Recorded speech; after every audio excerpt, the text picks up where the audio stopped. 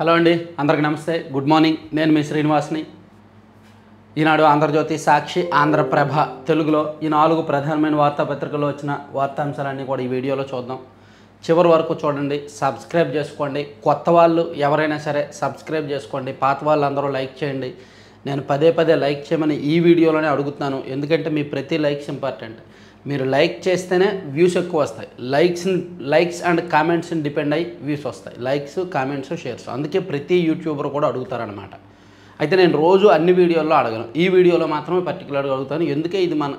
ఎందుకంటే ఈ వీడియో మన స్పెషల్ ట్రేడ్ మార్క్ అనుకోవచ్చు ఒక రకంగా. ఇక భారతీయ సిమెంట్స్ లీజుల రద్దుకు రంగం సిద్ధం. నిజంగా జగన్మోహన్ రెడ్డి గారికి, ఫ్యామిలీకి, వైసీపీకి ఒక షాకింగ్ నిర్ణయం. భారతీయ సిమెంట్స్ లీజులు రద్దు చేస్తారంట. నిబంధనలకు విరుద్ధంగా ఎన్నికలకు ముందు 2 లీజులు ఇచ్చారంటండి. ఏసీసీ, రామ్కో సిమెంట్స్కు ఇలాగే లీజులు కేటాయింపు. కేంద్ర గనుల శాఖ అభ్యంతరంతో కూటమి ప్రభుత్వం విచారణ. ఆ లీజులు రద్దు చేయాల్సిందేనని సూచించిన ఏజీ రాష్ట్ర గనుల శాఖ నివేదిక ఇవ్వడమే తరువాయి. అధికారంలో ఉన్నప్పుడు అడ్డంగా తమ కంపెనీలకు ఏ విధంగా ఆయాచిత లబ్ధి చేకూర్చొచ్చు అనేది జగన్మోహన్ రెడ్డి గారిని చూసి నేర్చుకోవాలి. తన కంపెనీ తన సొంత పత్రికైన సాక్షి సర్క్యులేషన్ పెంచుకోవడానికి వాలంటీర్ల ద్వారా అండ్ సచివాలయ సిబ్బంది ద్వారా ఆ పత్రికను బలవంతంగా కొనిపించి ప్రభుత్వం చేత డబ్బులు ఇప్పించారు. రాష్ట్రంలో ఉన్న వాలంటీర్లందరికీ నెలకు 250 రూపాయలు ఇచ్చి ఆ సాక్షి పత్రిక కొనుగోలు చేయించి చదివించారు. ప్రతి ప్రభుత్వ కార్యాలయంలో సాక్షినే ఉంటుంది. ఒక పత్రిక కాదు. సాక్షి 8 నుంచి 9 లేదా 10 పేపర్లు అయినా సరే ప్రభుత్వ ఆఫీసుల్లో వేసేసేవాళ్ళు. వాళ్ళ మెయింటెనెన్స్ ఖర్చుల్లో రాసుకొని సాక్షికి బిల్లులు కట్టేవాళ్ళు. అలా ప్రభుత్వ సొమ్మును అడ్డంగా సాక్షికి మళ్లించారు. యాడ్ల రూపంలో కూడా సాక్షికి మళ్లించారు. అలాగే జగన్మోహన్ రెడ్డి గారి కుటుంబ సంస్థ అయిన భారతీయ సిమెంట్స్కి కూడా ఎన్నికలకు ముందు భారీగా లీజులు ఇచ్చారు. వేలం ద్వారా కొత్త లీజులు పొందాలని కేంద్ర గనుల శాఖ నిబంధనలు ఉన్నా పాత దరఖాస్తులకు అనేక కారణాలు చూపించి గత ఏడాది ఎన్నికలకు ముందు 2 సున్నప్రాయి లీజులు పొందిన భారతీయ సిమెంట్కు ప్రభుత్వం షాక్ ఇవ్వనుంది. వైకాపా అధినేత జగన్ కుటుంబానికి చెందిన జగన్ సతీమణి భారతి డైరెక్టర్గా ఉన్న భారతీయ సిమెంట్స్కు చెందిన 2 లీజులను రద్దు చేసే దిశగా ప్రభుత్వం చర్యలు చేపట్టింది. Associate cement company ACC, Ramco cements కూడా ఇలాగే ఒక్కో లీజు పొందడంతో వాటిని కూడా రద్దు చేయనున్నారు అని రాశారండి. సో నిబంధనలకు అధికారం ఉంది కదా, ఇంక వాళ్ళు చేసుకున్నారు. దీన్ని రద్దు చేసే అవకాశాలు ఉన్నాయంట. ఇది ఈనాడులో బ్యానర్లో వేశారు. తర్వాత నిన్న కేంద్ర ప్రభుత్వం 2 కొత్త పథకాలను ప్రారంభించింది వ్యవసాయానికి సంబంధించి. నిజంగా కేంద్ర ప్రభుత్వం ఇచ్చే పథకాలు మనకి పెద్దగా అవగాహన ఉండదు, కానీ రాష్ట్ర ప్రభుత్వాలు అమలు చేస్తున్న పథకాల కంటే రెట్టింపు కేంద్రం అమలు చేస్తుంది. ముఖ్యంగా వ్యవసాయ శాఖలో చూసుకుంటే, ఉద్యాన శాఖలో చూసుకుంటే అనేక రాయితీలు ఉంటాయి, కానీ వాటిని సమర్థవంతంగా తెలీదు అని సమర్థవంతంగా అమలు చేయరు. చూడండి, నిన్న దిగుమతుల భారం దించుకుందాం, వ్యవసాయోత్పత్తులపైన దిగుమతుల వ్యవసాయోత్పత్తుల్లో ఎగుమతులపైన పెంపుపైన దృష్టి పెడదాం. అన్నదాతలకు మోదీ పిలుపు. ధనధాన్య కృషి యోజన, పప్పు ధాన్యాల స్వావలంబన మిషన్ను ప్రారంభించిన ప్రధాని. ఆ 2 పథకాలు ఏంటో ఒకసారి చూద్దాం.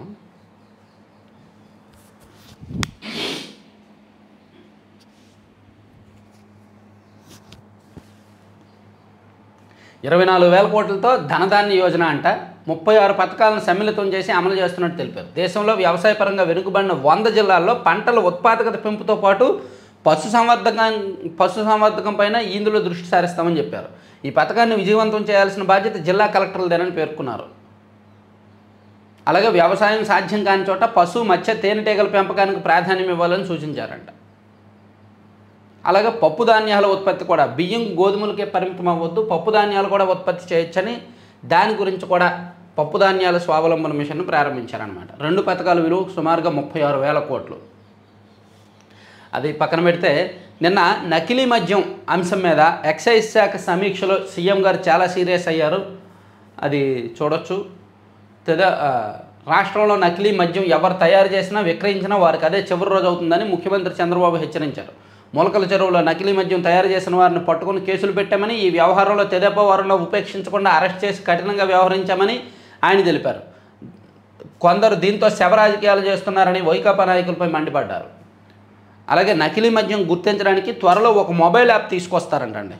ఇప్పుడు మద్యం కొనేవాళ్ళు ఆ మొబైల్ యాప్తో ఆ మద్యం బాటిల్ మీద ఉన్న హాలోగ్రామ్ని స్కాన్ చేస్తే అది నకిలీనా ఒరిజినలా అనేది తెలుస్తుందంట. అయితే ఇక్కడ ఇంకొంచెం చూసుకోవాలి, ఎందుకంటే గ్రామీణ ప్రాంతాల్లో రోజువారీ దినసరి కూలీలు ఎక్కువగా ఈ తక్కువ రేటు మద్యం తాగుతుంటారు, లో క్వాలిటీ మద్యం. వాళ్ళ దగ్గర స్మార్ట్ ఫోన్లు ఉండవు. ఉన్నా సరే వాళ్ళకు ఆవురవురు అంటూ ఎప్పుడు కొంటామో ఎప్పుడు తాగేయాలి అనేటట్టు ఉంటుంది తప్ప అక్కడికి వెళ్ళాలి, బాటిల్ తీసుకోవాలి, దాన్ని స్కాన్ చేయాలి అనేటట్టు ఎవడు అనుకోడు. ఇది ఒకసారి చూసుకోవాలి. అలాగే ఆ లేబుల్లు తీసుకొచ్చి దీని మీద అంటించరని గ్యారంటీ ఏంటి? ఇప్పుడు నకిలీ మద్యం అమ్మేవాళ్ళు ఒరిజినల్ లేబుల్ తీసుకొచ్చి దీని మీద అమ్మరని గ్యారంటీ ఏంటి? ఆ స్కాన్ చేయడమే కదా. సో ఇలా రకరకాల విరుగుళ్ళు కూడా ఉంటాయి వాళ్ళ దగ్గర. ఇది ప్రభుత్వం ఇంకా కఠినమైన నిబంధనలు తీసుకురావాలి నకిలీ మద్యం విషయంలో. అలాగే బెల్ట్ షాపులను కూడా కంట్రోల్ చేయాల్సి ఉంది. ఒకప్పుడు ఇదే చంద్రబాబు గారు గత ఏడాది బెల్ట్ షాపులు ఉంటే బెల్ట్ తీస్తా అని చెప్పారు. కానీ ఇప్పుడు బెల్ట్ షాపుల గురించి ఏం మాట్లాడట్లా. బెల్ట్ షాపులు వెచ్చలవిడిగా ఎక్కువైపోయినాయి. బెల్ట్ షాపులు ఉండడం వల్లనే నకిలీ మద్యం వల్ల ఆటలు చాలామని అవుతున్నాయి.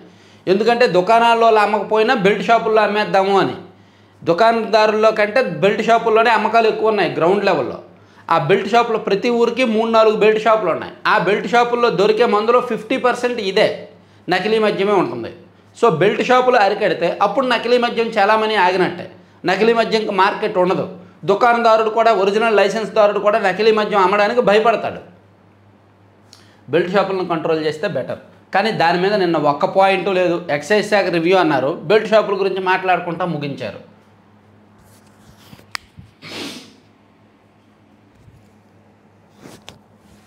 ఇక చైనాపై మరో బాంబు. అమెరికా పాపం డొనాల్డ్ ట్రంప్ గారికి ఆ నోబెల్ శాంతి బహుమతి రాలేదు కదా, మైండ్ అంతా నిన్న పనిచేయలేదు. ఆయన మైండ్ పనిచేయక ఏదో ఒకటి చెయ్యాలి, ఎవరినో ఒకరిని సావదొబ్బాలని చైనా మీద ఆయన కళ్ళు పడ్డాయి.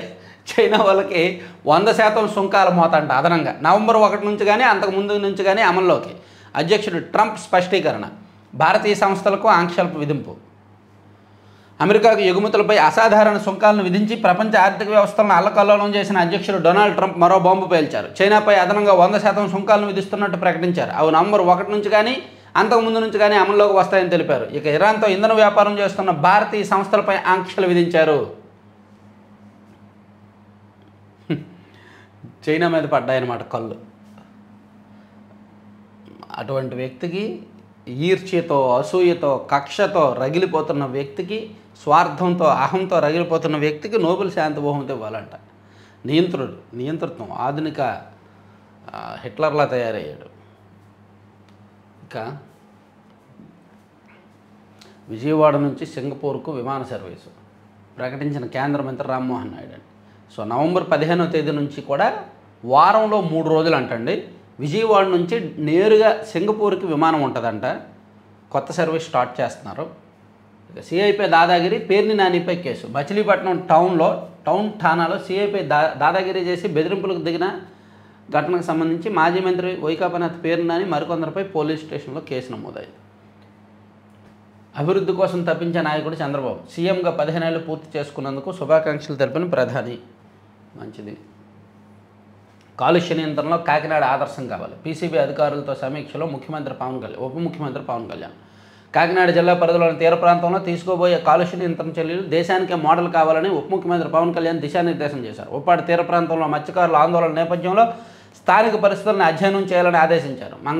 మంగళగిరిలోని తన క్యాంపు కార్యాలయంలో తీర ప్రాంత కాలుష్యం, పారిశ్రామిక వ్యర్థాల నిర్వహణ, కాలుష్య నియంత్రణ మండలి అధికారులతో శనివారం ఆయన సమీక్షించారంట. ప్రధాని మోదీతో ఏపీ రైతుల మాటామంతి.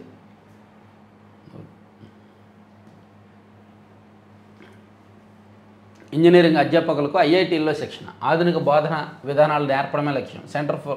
సెంటర్ ఆఫ్ ఎక్సలెన్స్ ఏర్పాటు. 30 కోట్లు సమకూర్చిన ఇన్ఫోసిస్ ఫౌండేషన్.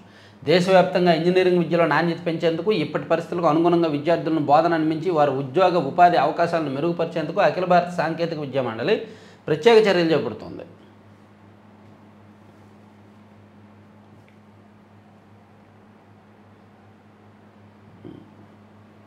ఏడాదికి 25 నుంచి 40 వేల వరకు ఆదా అవుద్దంటండి జిఎస్టీ ప్రక్షాళన వలన.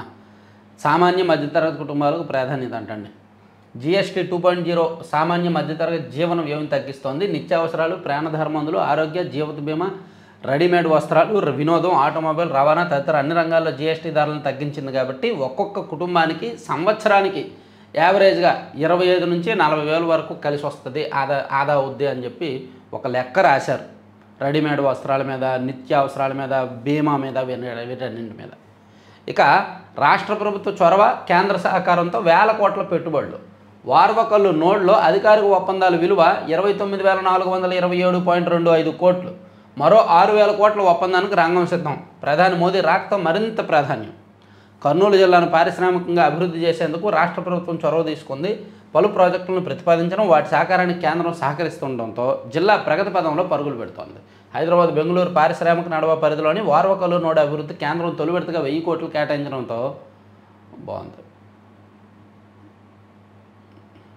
సో వీటిని ఈ నడవాలు, ఆర్థిక నడవాలు అండ్ పారిశ్రామిక నడవాలు పెట్టి కారిడార్లను అభివృద్ధి చేసి ఇన్ఫ్రాస్ట్రక్చర్ డెవలప్ చేస్తే ఖచ్చితంగా పెట్టుబడులు వచ్చే అవకాశం ఉంది కదా. సో దీనిలో ప్రధాని మోదీ వార్వకల్లు వస్తున్న నేపథ్యంలో 29,000 కోట్ల పైచిలకు పెట్టుబడులతో పరిశ్రమలు ఏర్పాటు కాబోతున్నాయి అని సందర్శిస్తారంట. అక్కడ కూడా మంచిది.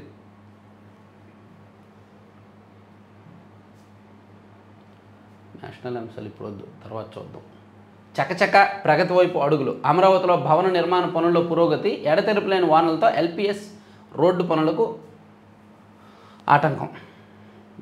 సో అమరావతిలో బిల్డింగ్ కన్స్ట్రక్షన్ పనులు ఆల్మోస్ట్ కొలిక్కి వచ్చాయని చెప్తున్నారు.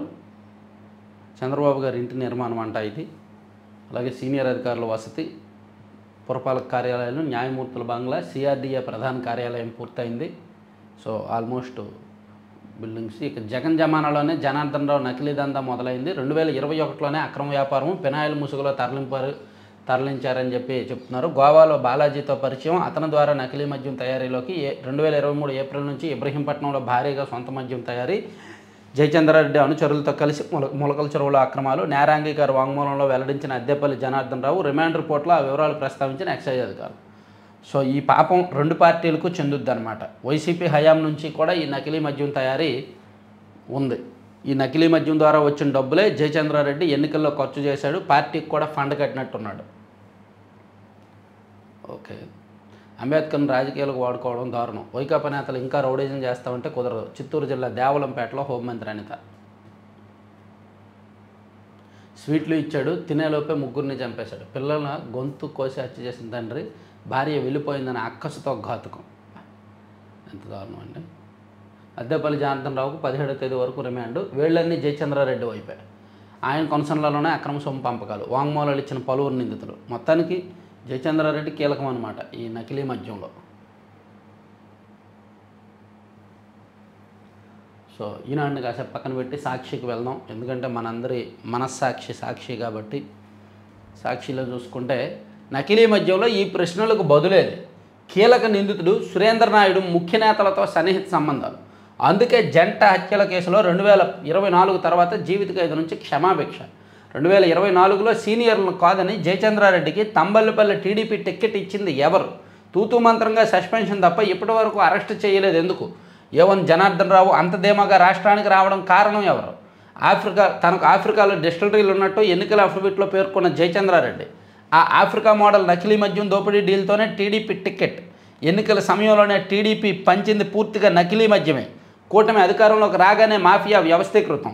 ముఠా కట్టిన జయచంద్రారెడ్డి, సురేంద్ర నాయుడు, జనార్దన్ రావు తదితరులు. రాష్ట్ర స్థాయిలో నెట్వర్కు. 5 ఏళ్లలో 45,000 కోట్ల దోపిడీ లక్ష్యంగా బరితెగింపు.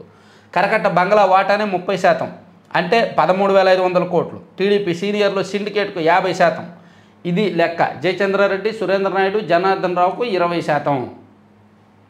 సో వీళ్ళు ప్రశ్నలు అన్నారు. ప్రశ్నలు లేకుండా వీళ్ళకి జడ్జిమెంట్ ఇచ్చారు, వీళ్ళకి ఆన్సర్లు రాశారు. ఇక్కడ ఈ ప్రశ్నలకు బదులేదే అన్నోళ్ళు క్వశ్చన్ మార్కులు పెట్టి రాయకుండా వీళ్ళే రాశారనమాట.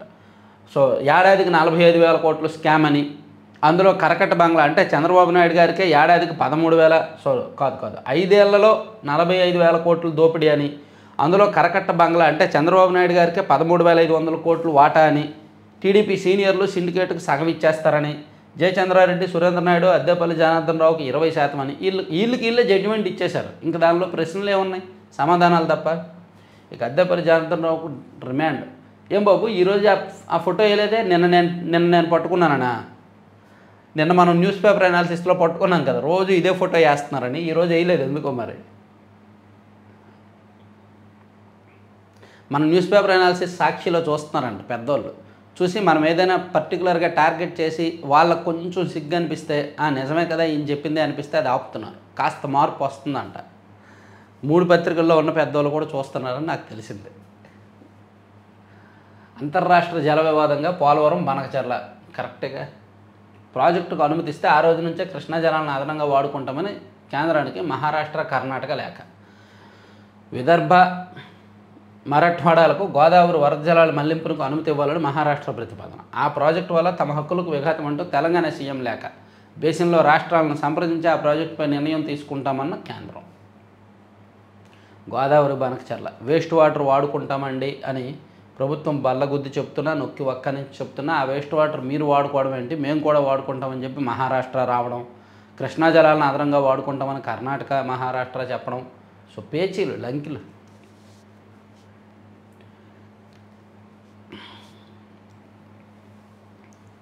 లివర్ మార్పిడి తప్పదా?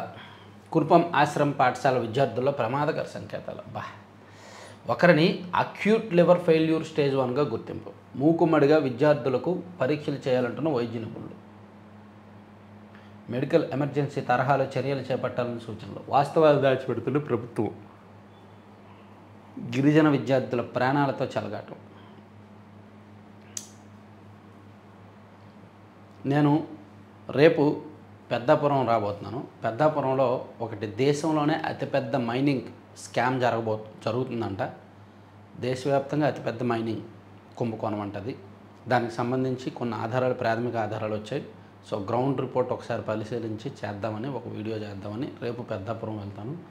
ఆ తర్వాత ఇంకా కొన్ని ఇంకా గ్రౌండ్కి ఎక్కువ వెళ్ళడానికి వారంలో ఒక 3 రోజులైనా సరే గ్రౌండ్ రిపోర్ట్స్ చెక్ చేద్దామని కొత్తగా ప్లాన్ చేస్తున్నాను. కొత్త కంటెంట్ అంటే అన్ని స్టూడియోలో చేసి చేస్తున్నాం కదా, అది అందుకని. ఇక పేదలకు వైద్య విద్యను దూరం చేయొద్దు. వైద్య కళాశాలల పీపీపీ ఆపండి. వైఎస్ఆర్సీపీ ప్రభుత్వం 17 మెడికల్ కాలేజీలు తెచ్చేస్తాయి. కూటమివన్నీ అబద్ధ ప్రచారాలే. ప్రజలకు వాస్తవాలు తెలియాలి. నిజంగా సర్కారు వద్ద డబ్బులు లేకపోతే జోలు పట్టి తెచ్చేస్తాం. మెడికల్ కాలేజీల విషయంలో వైఎస్ జగన్కే మద్దతు. కోటి సంతకాల సేకరణలో భాగస్థలం అవుతాం. మేధోమదన సదస్సులో వక్తలు. ఇదేదో బాగుందిగా. అక్కడ వక్తలు ఎవరు ఉన్నారో వాళ్ళందరినీ పిలిపించండి, జోలు ఇవ్వండి, వాళ్ళకి జోలు ఇచ్చి పంపించండి, రోడ్ల మీదకి, వీధుల్లోకి పంపించండి. మంచిదేగా. వాళ్ళ 8,000 కోట్లు వాళ్ళు 8,000 కోట్లలో జగన్మోహన్ రెడ్డి గారు ఒక 1,800 కోట్లు ఖర్చు పెట్టారు కదా. 1,550 కోట్లు ఖర్చు పెట్టారు కదా. సో మిగిలిన అట్లీస్ట్ వాళ్ళు జోలు పెట్టి ఒక 5,000 కోట్లు తెచ్చినా పర్లేదుగా, ఇచ్చేయండి వాళ్ళకి. లేదా పోనీ సగం ఒక 2,500 కోట్లు తెచ్చినా పర్లే, జోలు పెట్టి అన్నారుగా. మేము జోలు పెట్టి తెస్తాము, మేము ఇస్తాము, మీరు పీపీపీకి ఇవ్వద్దు, మీరే నిర్వహించండి, ప్రభుత్వ కంట్రోల్లోనే ఉండాలి అన్నారు కదా. సో వక్తలందరినీ ఆ మీటింగ్కి ఎవరెవరు వెళ్ళారో వాళ్ళందరినీ పిలిపించి ప్రభుత్వం అర్జెంటుగా వాళ్ళకి జోలు ఇచ్చేస్తే జోలు పెట్టి తెమ్మంటే బెటర్.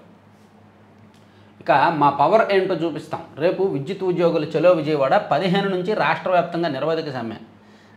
ఉద్యోగ సంఘాలు మాత్రం యాక్టివ్ అయిపోయినాయండి. గత ప్రభుత్వంలో కూడా ఉద్యోగ సంఘాలకు ఇబ్బందులు ఉన్నాయి. డిఏ విషయంలో, పిఆర్సీ విషయంలో, వేతనాలు టైంకి రాకుండా చాలా ఇబ్బందులు ఉన్నాయి. అవన్నీ వదిలేశారు. అప్పుడు భయపడ్డారు. కానీ ఇప్పుడు ఈ కూటమి ప్రభుత్వం ఇచ్చిన స్వేచ్ఛతో ఉద్యోగులు, ఉద్యోగ సంఘాలు కూటమి ప్రభుత్వం చేస్తున్న అన్యాయం పట్ల కొంచెం ఇబ్బందిగా ఫీల్ అవుతున్నారు.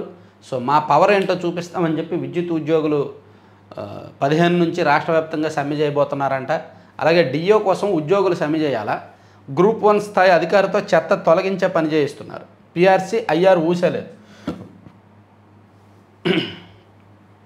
4 డిఏలు పెండింగ్లో ఉన్న చరిత్ర ఎప్పుడూ లేదు. పెండింగ్ బకాయిలు 31,000 కోట్లు ఎప్పుడు ఇస్తారు? ఏపీ గవర్నమెంట్ ఎంప్లాయీస్ ఫెడరేషన్ అధ్యక్షుడు కె వెంకటరామరెడ్డి.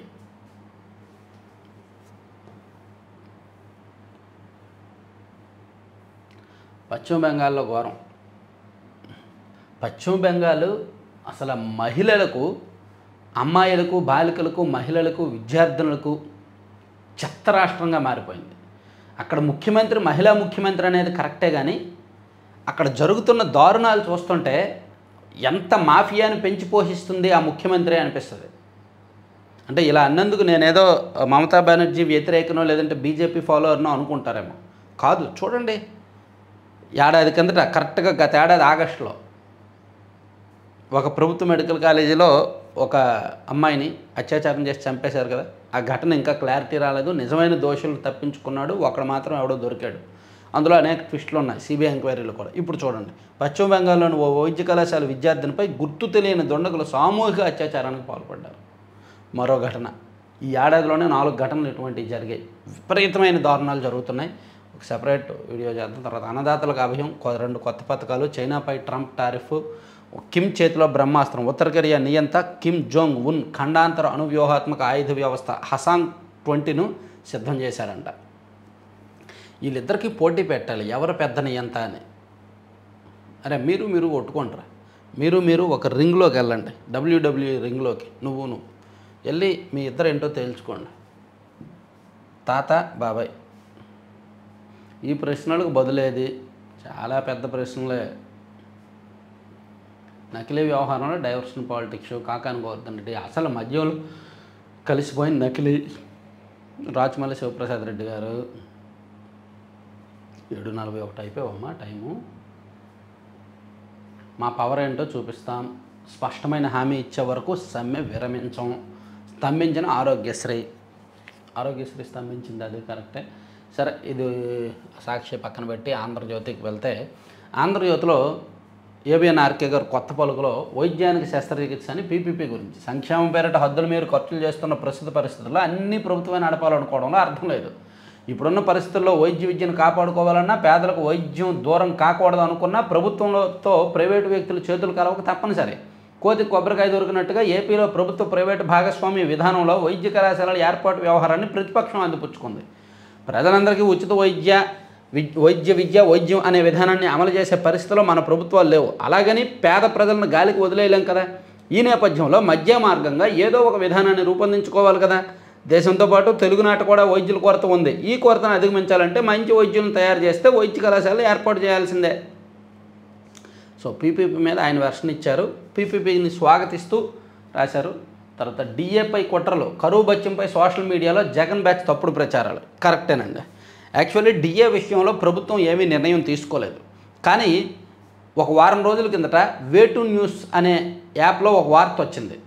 డిఏ ఇవ్వబోతున్నారు ఉద్యోగులకు, ఈ నెల 10వ తేదీన జరగబోతున్న క్యాబినెట్ భేటీలో నిర్ణయం తీసుకోబోతున్నారు అనే ఒక వార్త వచ్చింది. యాక్చువల్లీ తప్పుడు వార్త, అంటే ఎవరో లీక్ చేశారు.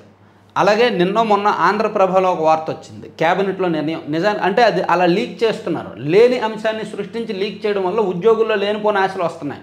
తీరా క్యాబినెట్లో ఆ డెసిషన్ లేకపోవడంతో ఉద్యోగులు అదిగో ఇస్తామన్నారు, ఇవ్వలేదు, సో మీరు అన్యాయం చేస్తున్నారని వాళ్ళని రెచ్చగొట్టినట్టు అవుతుంది. అలా సోషల్ మీడియాలో వైసీపీ వాళ్ళు ఉద్యోగ సంఘాలను రెచ్చగొడుతున్నారంట. అదే రాశారు, డిఏపై కుట్రలో, కరువు బత్యంపై సోషల్ మీడియాలో జగన్ బ్యాచ్ తప్పుడు ప్రచారాలు, ఉద్యోగ సంఘాల ముసుగులో వేతన జీవుల ఉద్వేగంతో ఆట, ప్రతి కేబినెట్ భేటీ ముందు డిఏ ఇస్తున్నారని పోస్టులు, సమావేశం తర్వాత విమర్శలు, ఉద్యోగులకు సర్కారుకు మధ్య అగాధం సృష్టించడమే టార్గెట్. గత ప్రభుత్వం డిఏ బకాయి 7,500 కోట్లు చెల్లించిన కూటమి చేసింది చెప్పుకొని కూటమి నేతలు. వైసీపీ ప్రభుత్వ హయాంలో పెట్టిన డిఏ బకాయి 7,500 కోట్లు కూటమి ప్రభుత్వం వచ్చాక చెల్లించింది. అయినా సరే దాన్ని చెప్పుకోలేకపోతున్నారు అని రాశారు. కరువు బత్యం, డిఏపై వైసీపీ కుట్ర రాజకీయాలు చేస్తోంది. ప్రభుత్వానికి ఉద్యోగుల మధ్య అగాధం సృష్టించడమే లక్ష్యంగా కొన్ని ఉద్యోగ సంఘాల నేతల ముసుగులో సోషల్ మీడియాలో విషం చిమ్ముతోంది.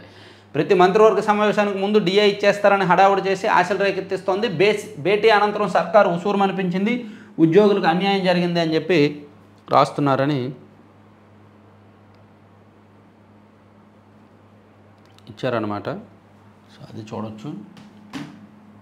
తర్వాత పేదలకు మెరుగైన వైద్యం కల్పించొద్దా, పీపీపీలో మెడికల్ కాలేజీలు నిర్మిస్తే తప్పేంటి, పాత విధానంలో నిర్మాణానికి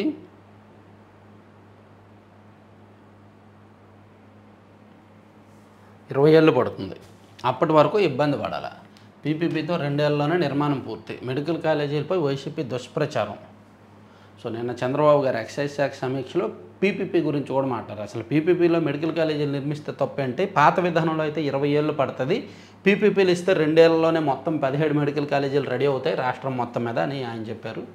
తర్వాత ఆ నిర్ణయం ఖరీదు 300 కోట్లు, ట్రాన్స్కో నిర్వాహకంతో ఏటా ప్రభుత్వంపై భారం, కాంట్రాక్టర్లకు లబ్ధి కలిగించాలనే నిర్ణయం దుమ్ము దులిపి మరీ 2013 నాటి సిపిఓ ఉత్తర్వుల లబ్ధి.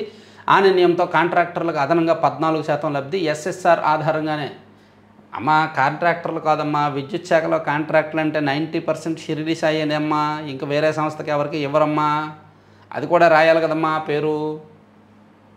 మళ్ళీ దానిపై అదనంగా చెల్లింపుల విమర్శలు. రాజధాని పరిధిలోనే 2,000 కోట్ల విద్యుత్ పనులు, త్వరలో ప్రకాశంలో 1,382 కోట్ల పనులకు టెండర్లు, ఈ కాంట్రాక్టర్లకు మేలు చేసేందుకేనని ఆరోపణలు.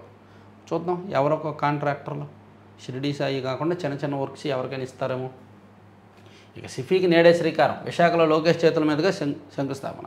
AI edge data centre, cable landing station ఏర్పాటు చేస్తున్న సిఫీ 2 ఏళ్లలో ఆపరేషన్లు ప్రారంభం. మంచిది. సూత్రధార జనార్దనే వైసీపీ జమానాలోనే నకిలీ మద్యం. 2023లో వెచ్చలవిడిగా లిక్కర్ తయారీ, ఇంజనీరింగ్ చదివి కిరాణా కొట్టుతో మొదలై మద్యం వ్యాపారంలోకి జనార్దన్ రావు అడుగులు. బెంగళూరు, ముంబై, ఢిల్లీ నుంచి స్పిరిట్, హైదరాబాద్ నుంచి ఆర్టీసీ ద్వారా ఏపీకి సరఫరా. పెనాయిల్ సరఫరా పేరిట ఇన్వాయిస్లు, అద్దెపల్లి రిమాండ్ రిపోర్ట్లో కీలక విషయం. అబ్బాబ్బా, పెనాయిల్ కొంటున్నాను, పెనాయిల్ సరఫరా చేస్తున్నాను బిల్లులు రాసుకొని, కానీ బాటిల్లో మాత్రం స్పిరిట్ కొన్నాడు అనమాట పెద్ద ఆయన. ఇదిగో ఈ జనార్దన్ రావు అనే పెద్ద రైతన్నకు ధనధాన్యం. ఇక బొత్సాకు జగన్ నుంచే ప్రాణహాని. ప్రతిపక్ష నేతగా ఫోకస్ అవుతున్నారనే, తనకంటే ఎక్కువ పేరు వస్తే జగన్కు నచ్చదు. బొత్స కోరితే భద్రత కల్పిస్తాం పల్లా. నిన్న బొత్స సత్యనారాయణ గారు ఏమన్నారంటే నాకు ప్రాణహాని ఉందని చెప్పారు. సో దానికి కౌంటర్గా పల్లా శ్రీనివాస్ గారు జగన్ నుంచే నీకు ప్రాణహాని ఉంటుంది, ఆయన కంటే నీకు ఎక్కువ పేరు వస్తుందని. ఇక పశ్చిమ బెంగాల్లో మరో ఘోరం. ఒడిశాకు చెందిన వైద్య విద్యార్థిని గ్యాంగ్ రేప్. ఇక రోహ్తక్ ఎస్పీపై వేటు. బిజానియాను బదిలీ చేసిన హర్యానా ప్రభుత్వం దళిత ఐపీఎస్ పూరన్ భార్యకు సోనియా లేఖ. ఓకే, సో ఇవన్నీ ఆంధ్రజ్యోతిలో వచ్చిన వార్తలు. ఆంధ్రజ్యోతిలో కూడా లోపల పేజీలకు వెళ్దాం. ఈరోజు సండే కదా, కొంచెం ఎక్కువ టైం పట్టవచ్చు, ఓపికగా చూడండి. పకడ్బందీగా కాలుష్య నియంత్రణ, మత్స్యకారుల సమస్యల మీద. ఇక ఏఆర్ కానిస్టేబుల్పై ఎమ్మెల్యే వర్గీయుల దాడి.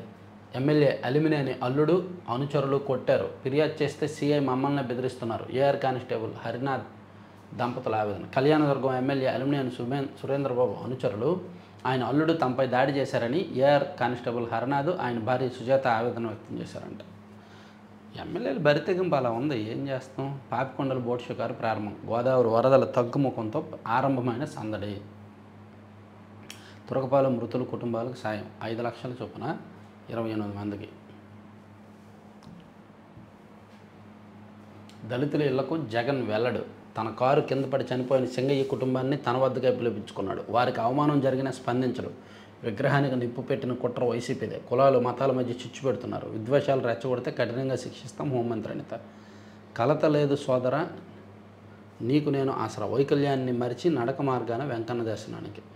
అబ్బా, ఆ దేవదేవుడి మీద అఖండమైన భక్తి, చెదరని ఆత్మవిశ్వాసం కంటి చూపులేని అతన్ని మెట్లెక్కి తిరుమల కొండకు చేరుకునేలా చేసింది. బెంగళూరుకు చెందిన జగేంద్ర చిన్నతనంలోనే చూపు కోల్పోయాడు. చేతికర్ర సాయంతో నడవడంలో ఇటీవల శిక్షణ తీసుకున్నాడు. ఈ సమయంలో 20% మాత్రమే చూపున్న శశికిరణ్ అతనికి స్నేహితులు తోడయ్యారు. తిరుమల కొండకు నడిచి చేరుకోవాలని తన చిరకారు కోరికను స్నేహితుడికి తెలిపాడు. ఇద్దరు కలిసి శనివారం ఉదయం శ్రీవారి మెట్లు దారిలో కర్రలు తాడించుకుంటూ 2400 మెట్లు ఎక్కి తిరుమలకు చేరుకున్నారు. గుడ్. బాణాసంచా కర్మాగారంలో పేలుడు. శివకాశిలో. కర్ణాటకలో 60% మంది పేదలు కాదు. అందరికీ ఉచిత గ్యారంటీలు అవసరం లేదు. గుడ్. తాను లేకుండా 5గురు పునర్జన్మ. రోడ్డు ప్రమాదంలో జనసేన కార్యకర్త మృతి. డిప్యూటీ సీఎం పవన్ కళ్యాణ్ సూచనతో అవయవదానానికి అంగీకరించిన తల్లిదండ్రులు.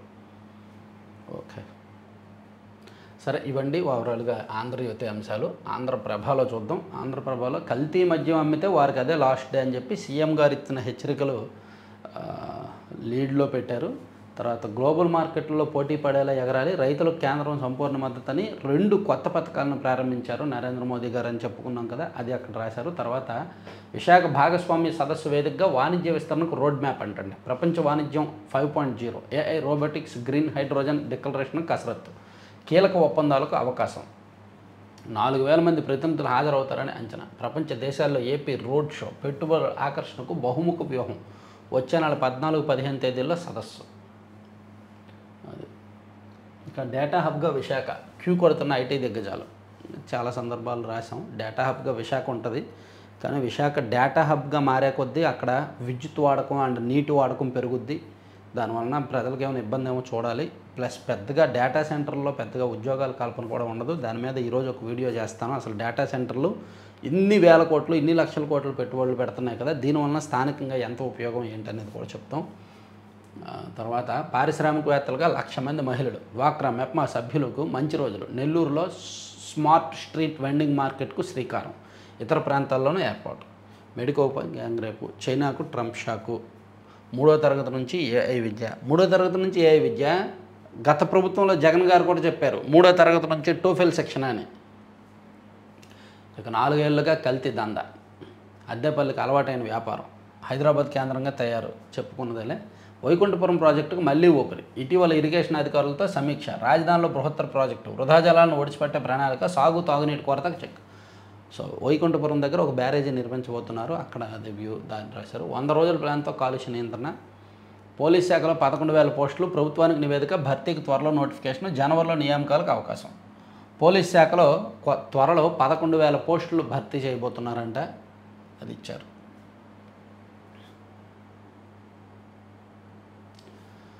సో ఇవండి 4 పత్రికల్లో వచ్చిన వార్తలు. చివరి వరకు చూసిన ప్రతి ఒక్కరికి కూడా ధన్యవాదాలు. డైలీ చూడండి, ఎంకరేజ్ చేయండి, లైక్ చేయండి, మీ మిత్రులందరికీ కూడా వీడియో లింక్ షేర్ చేయండి. Thank you very much.